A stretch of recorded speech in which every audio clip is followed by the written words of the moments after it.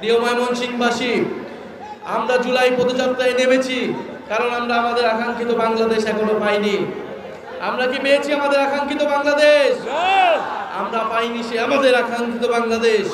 কিন্তু ইনশাআল্লাহ আমরা বিশ্বাস করি, যদি ময়মনসিংহবাসী আমাদের পাশে থাকে, আমরা সেই দেশ অচিরেই বিনির্মাণ করতে পারবো।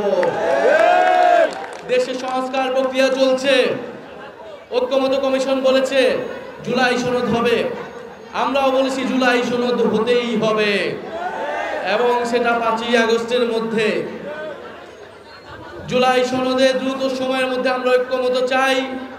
আমরা বলেছি নির্বাচন কমিশন সহ দুদক এবং যে পিএসসি তার নিরপেক্ষ নিয়োগের জন্য সাংবিধানিক কমিটি তৈরি করতে হবে।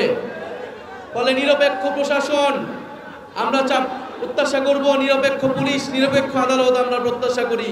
এই প্রাতিষ্ঠানিক সংস্কারগুলো আমাদের প্রয়োজন। ইনশাআল্লাহ আমরা 5ই আগস্টের মধ্যেই জুলাই সনদ এবং জুলাই ঘোষণাপত্র আদায় করতে পারবো। এবং 3রা আগস্ট আমরা ঢাকায় জড়ো হচ্ছি। ময়মনসিংহবাসীকে আমরা আগাম দাওয়াত দিয়ে যাচ্ছি, যাতে ময়মনসিংহবাসী আমাদের সাথে এই জুলাই ঘোষণাপত্র এবং জুলাই সনদ আদায়ে আমাদের সাথে যোগ দেয়। এবং জাতীয় নাগরিক পার্টির নেতা কর্মীদের উদ্দেশ্যে আমাদের আহ্বান থাকবে, আপনারা জনগণের পাশে দাঁড়ান, জনগণের সমস্যা সমাধান করুন, আপনারা সামাজিক আন্দোলন গড়ে তুলুন। এই ময়মনসিংহবাসীর পক্ষে আপনারা আন্দোলন গড়ে তুলুন, দুর্নীতি, চাঁদাবাজ, সন্ত্রাসের বিরুদ্ধে সামাজিক আন্দোলন গড়ে তুলুন।